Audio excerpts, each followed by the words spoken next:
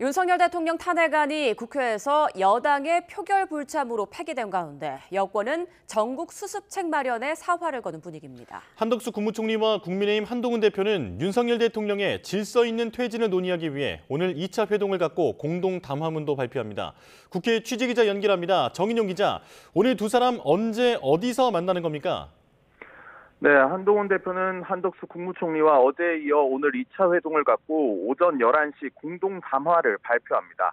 특히 질서 있는 퇴진 로드맵을 두고 심도 있는 대화를 주고받았을 걸로 보입니다.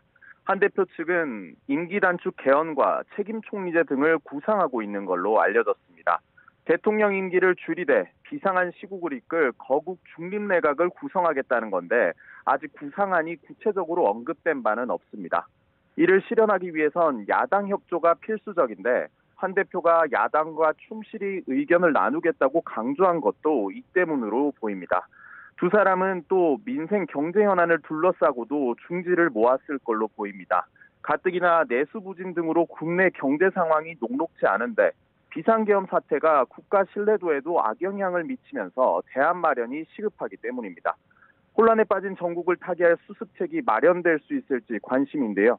일각에서는 현재까지 나와 있는 대안 모두 법적으로 규정된 것들이 아닌데다 야당이 응할지도 미지수여서 실효성을 두고 의문도 제기되고 있습니다. 네, 야당은 탄핵안 폐기를 두고 강력히 반발했는데요. 앞으로 어떻게 대응하겠다는 입장인가요? 네, 더불어민주당 등 야당은 말 그대로 될 때까지 탄핵을 추진하겠다는 입장입니다. 탄핵 당위성과 여론전에서 우위를 점하고 있다고 보고 있는 만큼 탄핵안이 한 번 폐기됐다고 해서 접을 문제가 아니라는 겁니다. 이재명 대표도 처음으로 윤석열 대통령을 윤석열 씨라고 부르며 탄핵 의지를 강하게 드러내고 있습니다. 야당은 오는 10일 정기국회가 종료되지만 11일부터 열리는 임시국회에서 윤 대통령 탄핵안을 보고하겠다는 계획입니다. 이후 주말인 14일에 다시 탄핵 표결을 시도할 거란 관측이 나옵니다.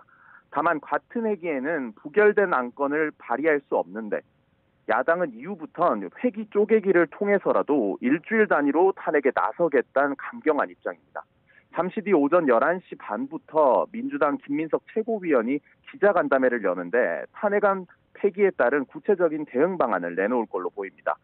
민주당은 또 이상민 행정안전부 장관이 비상계엄 선포를 사전에 모의하고 대통령과 경찰의 내란을 방조했다며 이 장관 탄핵소추안을 본회의에 보고한 상태입니다.